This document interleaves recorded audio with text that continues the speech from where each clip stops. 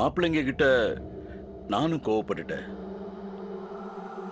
அனு நடிக்கிறது உண்மையா இருந்தா நானே அவளை ஷூட் பண்ணி என் கையாலேயே கொன்னுடுவேன்னு சொன்னேன். அதுக்கப்புறம் தான் அமைதியானாங்க. எல்லா உயிரையும் காப்பாத்தினேன். ஆனா என் கையாலேயே உன்னை கொன்னுடுவேன்னு சொல்ல வச்சுட்டாங்களேம்மா. நான் எவ்வளவு சொன்னாலும் யாரும் உன்னை நம்ப மாட்டேங்கிறாங்கம்மா. அந்த மன கஷ்டத்துல தான் நான் உடனே ஊருக்கு கிளம்பி வந்துட்டேன். உங்களை கூட பார்க்க வரல. சென்னைக்கு என் கூட தனியா வரமாட்டேன்னு சொன்ன வீரலட்சுமி தனியா துக்கம் விசாரிக்க அங்க போயிருக்கா. இப்போ சென்னையில தான் இருக்கா. உன்னை பார்க்கலையேன்னு சங்கடப்பட்டேன். அதான் உனக்கு ஃபோன் பண்ண. அப்ப உங்க மன நிம்மதி குறைஞ்சதுக்கு நான் தான் காரணம் இல்லையாப்பா? நீ எப்படிமா காரணமாக முடியும்? ரெண்டு மாப்பிள்ளைங்க தானே அப்படி பேசினாங்க. என்னையும் பேச வச்சுட்டாங்க. நான் துக்கம் விசாரிக்கிறதுக்காக அங்க வந்திருக்கவே கூடாதுப்பா. மனசு கேட்கல, வந்துட்டேன். மாமா இறந்துட்டதா யாரோ சொன்ன செய்தியை மட்டும் வச்சுக்கிட்டு நாம எப்படி நம்ப முடியும்? அத்தைய பூவும் பொட்டும் இல்லாம பாக்குறதுக்கு என்னோட மனசு ஒப்பல. அதனாலதான் கொஞ்சம் அதிகப்படியா நடந்துகிட்டேன். பாருங்களேன், சித்தி கிட்ட நான் அவ்வளவு தூரம் சொல்லிட்டும் வந்தேன். ஆனாலும் எங்களால அவங்க உங்ககிட்ட சண்டை தான் போட்டுட்டு இருக்காங்க. என்னையும் அம்மாவையும் பேசாம நீங்க சிங்கப்பூருக்கே போக விட்டுருக்கலாம். எங்களுக்கு அங்கீகாரம் கொடுத்து இப்ப பாருங்க உங்க நிம்மதி போயிடுச்சு. இல்ல இல்ல இல்ல இல்ல, நீ அப்படிலாம் புரிஞ்சுக்காதம்மா. ராதாவுக்கும் அங்க சம்பந்தி அம்மாவுக்கும் தவிர உன் விஷயத்துல வேற யாருக்கும் தாராள மனசு கிடையாது. என் நிம்மதி போக வச்சது அவங்க தான். நான் சொன்னதை வச்சு நீங்க ரெண்டு பேரும் தேவையில்லாம கவலைப்பட்டுக்கிட்டு இருக்காதீங்க. என் லைஃப்ல நிம்மதின்னு ஒண்ணு கிடைக்க போறதே இல்லப்பா. ஆனா உங்களுக்கு மகளா நான் பிறந்ததை நினைச்சு எனக்கு பெருமையா இருக்குப்பா. என்னம்மா சொல்ற? ஆமாப்பா, உங்க மாப்பிள்ளைங்க என்ன வேஷம் போடுறவன்னு சொன்னப்ப அவங்க சொன்னது உண்மையா இருந்தா என்ன சுட்டு கொன்னுடுவேன்னு சொன்னீங்கல்ல. என் மேல உங்களுக்கு எவ்வளவு நம்பிக்கை இருந்தா அப்படி ஒரு வார்த்தையை சொல்லிருப்பீங்க. அதனாலதான் எனக்கு பெருமையா இருக்குன்னு நான் சொன்னேன். உன்னை என் பொண்ணுன்னு சொல்லிக்கிறதுல எனக்கு தாம்மா பெருமையா இருக்கு. ஆனா என்ன போல என்னை சுத்தி இருக்கிறவங்க எல்லாரும் உன்னை ஏத்துக்கணுமே, அதாம்மா எனக்கு கவலையா இருக்கு. இது எல்லாத்துக்கும் ஒரு நேரம் வரும். அந்த நம்பிக்கை எனக்கு இருக்குமா. ஆனா வீரலட்சுமி எப்படியும் நாளைக்கு காலையில தான் இங்க வருவா. அங்க நிலவரம் என்னன்னு விசாரிச்சுட்டு எனக்கு 2 நாள் எஸ்டேட்ல வேலை இருக்குமா. அந்த வேலை முடிஞ்சதும் உடனே உங்களை நான் பார்க்க வரமா. சரிப்பா, வாங்க. உடம்ப பாத்துக்குமா. வடிவை கேட்டதா சொல்லு. சரிப்பா. ஓகேமா, வச்சுட்டுமா? சரிப்பா. ஏய், என்னானோ உன் அப்பா உன்னை சுட்டு கொண்டுடுவேன்னு சொன்னாரா? விச்சுவும் ரகுவும் நான் நடிக்கிறேன்னு சொன்னப்போ நான் நடிக்கிறது உண்மையா இருந்தா என்ன அவரே சுட்டு கொண்டுடுவேன்னு சொன்னாராம். பயப்படாத, என் மேல இருக்கிற நம்பிக்கையில அப்படி சொல்லியிருக்காரு. ஏண்டி, நாம உண்மையிலேயே நடிச்சுக்கிட்டு தாண்டி இருக்கோம். அது அப்பாவால கடைசி வரைக்கும் கண்டுபிடிக்கவே முடியாதுமா. என்னைக்காவது உண்மை வெளியே வந்துதானே ஆகணும். அப்படி வெளியில் தெரியும் போது அவர் இந்த அணுவோட அப்பாவா மட்டும்தான் இருப்பாரு. ஏதோ நீ சொல்ற, நான் கேக்குறேன். மத்தபடி நீ என்ன பண்ண போறன்னு எனக்கு ஒன்னும் புரியலடி. உனக்கு புரியாம இருக்கிறதா நல்லதுமா. அப்பதான் நீ நிம்மதியா இருக்க முடியும். சரிம்மா, நான் இன்னைக்கு நைட்டு நக்கலக்கோட்டை கிளம்புறேன். எதுக்கு? வந்துட்டு சொல்றேன்.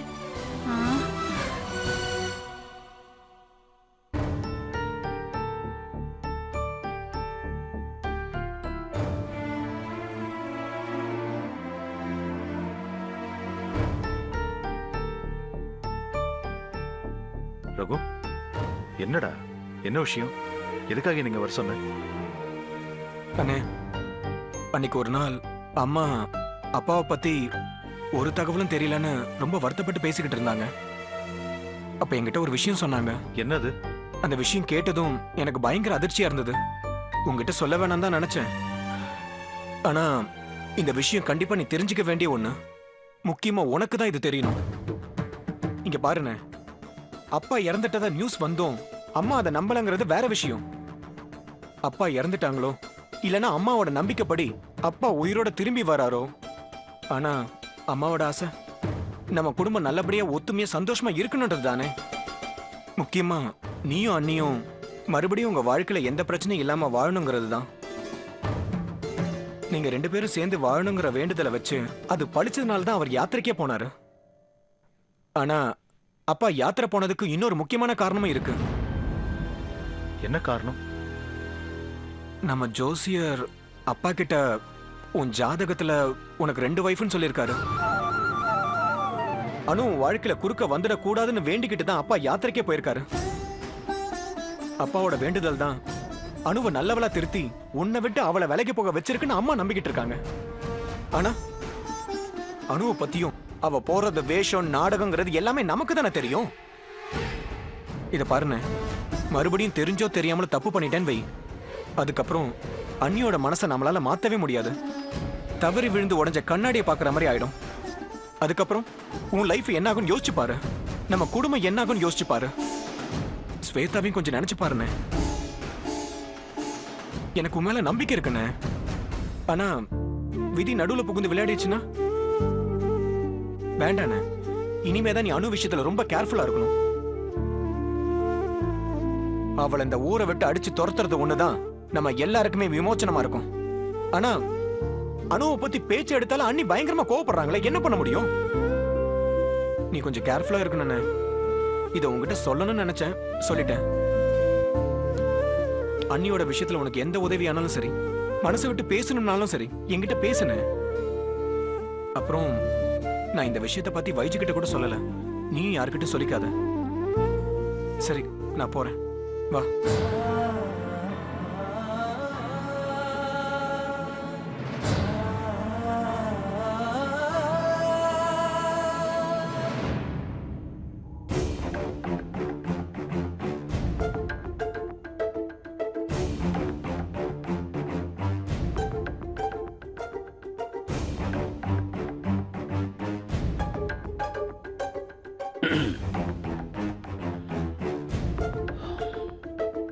வைஜெயந்தி உனக்கு ஃபோன் பண்ணாளா?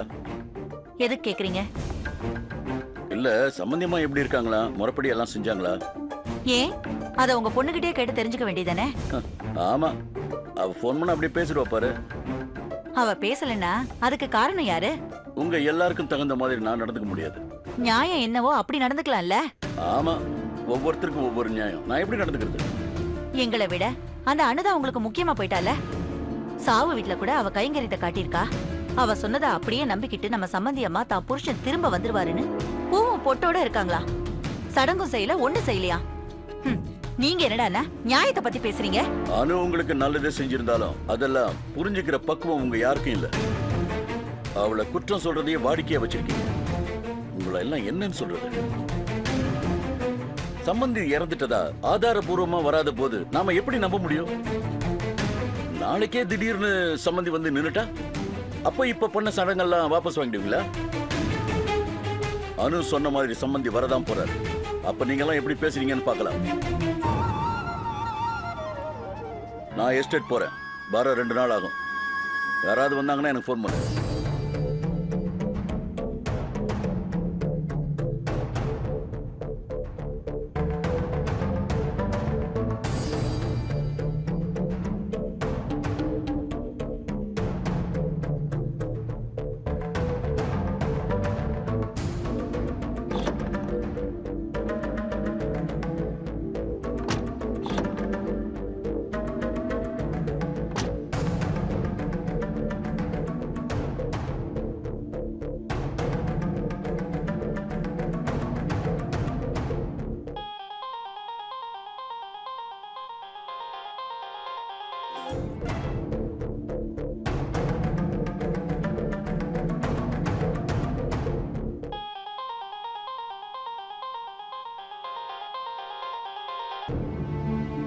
ஹலோ வைஜுமா. அம்மா, எப்படிமா இருக்கீங்க? என்னம்மா, ராத்திரி தானே என்கிட்ட பேசுன? அம்மா, அப்பா கூட சண்டை சச்சரவுன்னு எதுவும் இல்லையே. எனக்கு எப்பவுமே உங்க கவலையாதாம்மா இருக்கு. உங்க அப்பாவுக்கும் எனக்கும் அணுவால ஒரு விரிசலே விழுந்தாச்சு. இனிமே அதெல்லாம் எப்படி சரியாகும்? அம்மா, அப்பா அப்படி என்னதான் சொன்னாரு? அவர் செஞ்சதுதான் சரின்னு அவர் சொல்லிக்கிட்டு இருக்காரு. அவர் என்னதான் சமாதானம் சொன்னாலும் கேட்கிற மனநிலைமையில நான் இல்ல. அனு சொன்னதுதான் நடக்குமா? உன் மாமனார் உயிரோட திரும்பி வந்துருவாரா? அப்ப உங்க மூஞ்சி எங்க கொண்டு வச்சுக்குவீங்கன்னு பாக்கலாம்னு சொல்லிட்டு எஸ்டேட் கிளம்பி போயிட்டாரு. ஆக அந்த அணுவால நம்ம எல்லாரோட நிம்மதியும் போயிடுச்சு. ச்சே, அவளை என்ன பண்றதுந்தா எனக்கு ஒண்ணுமே புரியல. அம்மா, அனுவை நினைச்சு டென்ஷன் ஆகி உங்க உடம்ப கெடுத்துக்காதீங்க. அவ எந்த அளவுக்கு போறான்னு நாம பாப்போம். சரிம்மா, நீங்க நல்லா சாப்பிட்டு ரெஸ்ட் எடுங்க. நான் திரும்ப ஈவினிங் கூப்பிடுறேன். ம், சரிம்மா. ம்.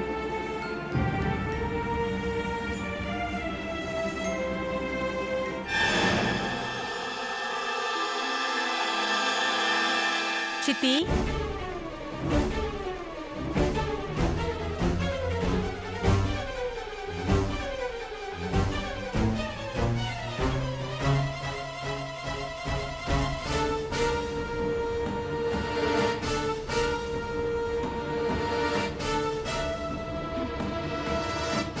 ஏய், நீ எதுக்காக நீங்க வந்த?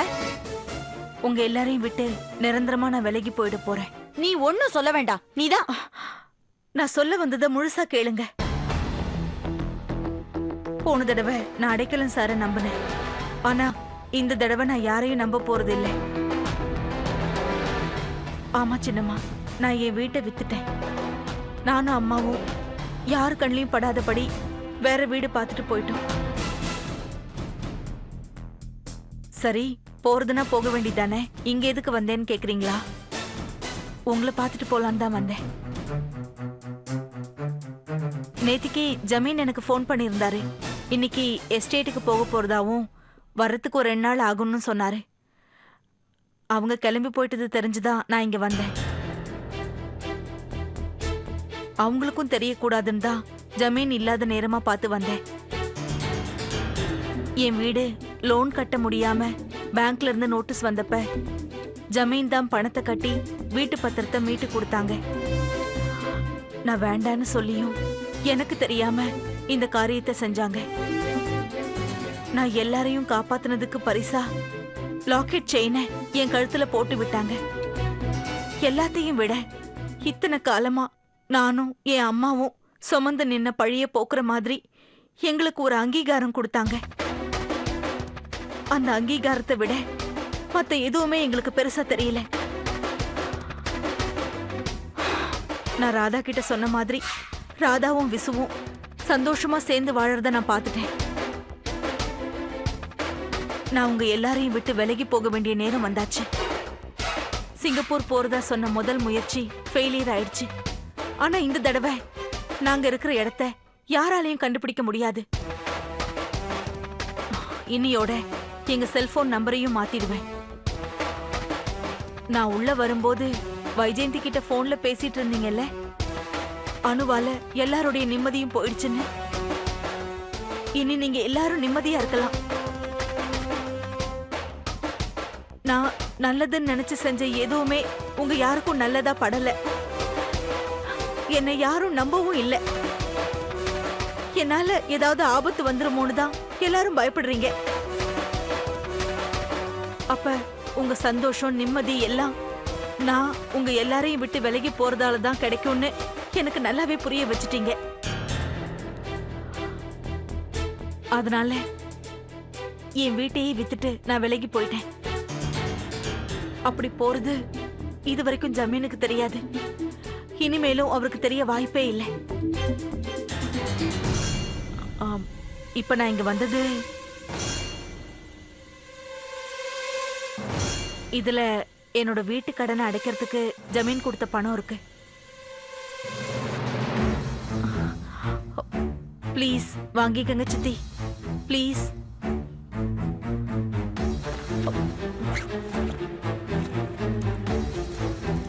இது உங்க பரம்பரையோட வாரிசுங்க கழுத்துல இருக்க வேண்டிய லாக்கெட் செயின்.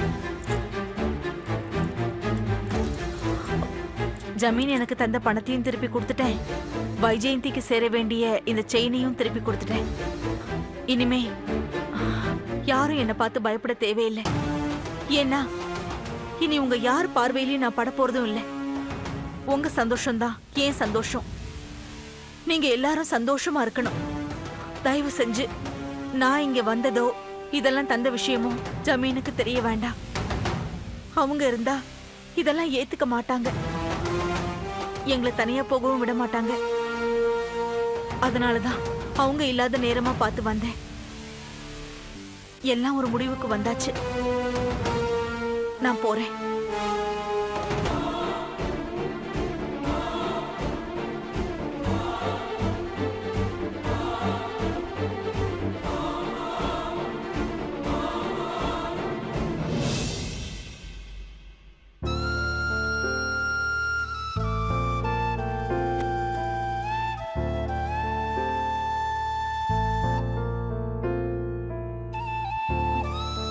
என்ன ரகு, வந்து சைலண்டா உட்காந்துருக்கீங்க? போன காரியம் என்னாச்சு? ம் லோன் சாங்ஷன் ஆகி செக்கும் வாங்கி அது அப்பள கம்பெனி அக்கௌண்ட்லயும் போட்டாச்சு. உடனே அடுத்த யூனிட்டுக்கான வேலையை ஆரம்பிக்க வேண்டியதுதான். அப்படியா? ம் இந்த விஷயத்த உங்ககிட்டயும் அம்மா கிட்டயும் சொல்லிட்டு போலாம் தான் வந்தேன். அம்மா எங்க? அவங்க தூங்குறாங்க ரகு. தூங்குறாங்களா? அம்மா இந்த நேரத்துல தூங்க மாட்டாங்களே. ஆமா ரகு, ஆனா என்ன பண்றது, எல்லாம் அனு பண்ண வேலை. மாமா சாகல, சீக்கிரம் வந்துருவாங்க அனு சொன்னதை அத்தை நம்பிட்டாங்க. மத்தவங்களுக்காக சிரிக்கிறாங்க, பேசுறாங்க, பூவும் போட்டு வச்சுக்கிறாங்க. ஆனா மனசுக்குள்ள ஒரு பயம். மாமா திரும்ப வந்துடணும்னு அந்த கவலையிலேயே எந்த வேலையும் ஓடாம ரூம்லயே படுத்து தூங்குறாங்க. சரி விடுங்க, அத்தை தூங்க எழுந்த உடனே விஷயத்த சொல்லிடலாம். யாரு? அம்மாதாங்க. பேசு. சரி விடுங்க, அத்தை தூங்க எழுந்த உடனே விஷயத்த சொல்லிடலாம். யாரு? அம்மாதாங்க. பேசு. அம்மா. வைஜுமா, இன்னைக்கு ஒரு அதிசயம் நடந்துச்சுமா. என்னம்மா? அந்த அனு இங்க வந்திருந்தாமா. எதுக்கு அவங்க வந்திருந்தா? அவளுக்கு உங்க அப்பா வீட்டு கடன் அடைக்கிறதுக்காக கொடுத்த பணத்தையும் அந்த லாக்கெட் செயினையும் திருப்பி கொடுக்கறதுக்காக வந்தா. இனிமே உங்க யாருக்குமே நான் தொல்லையா இருக்க மாட்டேன் அப்படின்னு சொல்லிட்டு போயிட்டா. அப்படியா? ஆமாமா வைஜு, உங்க அப்பா வீட்ல இல்லாத நேரத்துல தான் வந்தா. அவருக்கு தெரியக்கூடாதுன்னு தான் வந்தாளா. ஓஹோ. என்ன வைஜு? அம்மா ஒரு நிமிஷம், உங்க மாப்பிள்ளை கிட்ட தரேன். ஹலோ அத்தை. மாப்பிள்ள, அனு எல்லாத்தையும் திருப்பி கொடுத்துட்டு இனிமே யார் முகத்திலயும் முழிக்க மாட்டேன்னு அவ சொல்லிட்டு போன போது எனக்கே கொஞ்சம் மனசுக்கு சங்கடமா இருந்தது. அவ உண்மையிலேயே நம்ம எல்லாரையும் விட்டுட்டு விலகி போயிடுவான்னு தான் நினைக்கிறேன். உண்மையிலேயே அவ திருந்திட்டா போல இருக்கு மாப்பிள்ள. அத்தை, நீங்களும் அனுவை பிரைஸ் பண்ணி பேசுறீங்க. அனு உலகமாக நடிகத்த திறமையா நடிச்சு அம்மாவையும் மாமாவையும் நம்ப வச்ச மாதிரி இப்ப உங்களையும் நம்ப வச்சுட்டா போல இருக்கு. அத்தை, இதுவும் அனுவோட டிராமா தான். அனு வந்த விஷயத்த நீங்க எப்படி மாமா கிட்ட சொல்லுவீங்க? மாமா அவளை தேடி கண்டுபிடிச்சு நம்ம முன்னாடி கொண்டு வந்து நிறுத்த போறாரு. அதான் நடக்க போகுது. இல்ல மாப்பிள்ள, அவ வந்த விஷயத்தையே அவர்கிட்ட சொல்ல வேண்டாம்னு சொன்னாலே. நீங்க சொல்லலனாலும் அனுவை பார்க்க அவ வீட்டுக்கு அவர் போவார்ல. வீடு வித்த விஷயம் தெரிஞ்சு எப்படி அவளை தேடி கண்டுபிடிப்பாரு. எனக்கு என்ன தோணுதுன்னா, அனு வந்தது, அந்த பணம் லாக்கெட் செயின்லாம் தந்தது, இது எதையுமே நாமளா மாமா கிட்ட சொல்ல வேண்டாம். விஷயம் தெரிஞ்சு மாமாவே அவளை தேடி கண்டுபிடிக்கட்டுமே. இப்போ மாமாவை தேடி அலைய வைக்கிறதா அவளோட கணக்கே. மாமா அவளை கண்டுபிடிச்சிட்டா, நான் தான் சொன்னேன்ல வீட்டை வித்துட்டு போனது உங்களை யார் சொல்ல சொன்னான்னு அப்படி நம்ம மேலே பழிய போட்டுருவா. போன வாட்டி அடைக்கலம் சார் சொன்ன மாதிரி மாமா என்ன பண்ண போறாரு, அனு என்ன பண்ண போறான்னு நாமளும் பாப்போம். இந்த தடவை அனு நம்ம முன்னாடி வந்து நின்னான்னா அவளோட முகசாயம் கண்டிப்பா வெளுத்துரும். அப்பவாது மாமா சொன்ன மாதிரி அவளை சுட்டு கொல்றாருன்னு பாப்போம். நீங்க சொல்றதும் சரிதான் மாப்பிள்ள. அனுவோட விஷயத்த நானும் அவர்கிட்ட சொல்லல, நீங்களும் அவர்கிட்ட சொல்ல வேண்டாம். என்னதான் நடக்குதுன்னு நாமளும் பாப்போம். சரி அத்த. அப்புறம் அத்த, ஒரு குட் நியூஸ். என்ன மாப்பிள்ள? லோன் சாங்ஷன் ஆயிடுச்சு அத்த. அடுத்த யூனிட்டுக்கான வேலையை சீக்கிரம் ஆரம்பிச்சிருவோம். ரொம்ப சந்தோஷம் மாப்பிள்ள. நான் பணம் தரேன்னு சொன்னாலும் வைஜு தான் ஒரே பிடிவாதமா பணம் வேண்டான்னு சொல்லிட்டா. இல்லத்த, நான் தான் அப்படி சொல்ல சொன்னேன். எங்களுக்கு உங்களோட ஆசீர்வாதம் இருந்தா மட்டும் போதும். அதுக்கு என்ன மாப்பிள்ள, நீங்க நல்லா வருவீங்க. தேங்க்ஸ் அத்த. வைஜு கிட்ட கொடுக்குறேன், நீங்க பேசுங்க. கொடுங்க. நீ பேசிட்டு நான் ரெஃப்ரெஷ் ஆகிட்டு வந்துடுறேன். சரிம்மா. அப்புறம் உங்க மாப்பிள்ள சொன்ன மாதிரியே அனு விஷயத்தை நம்ம அப்பா கிட்ட சொல்ல வேண்டாம், சரியா? சரிம்மா வைஜு, நான் போனை வச்சுட்டுமா? சரிம்மா.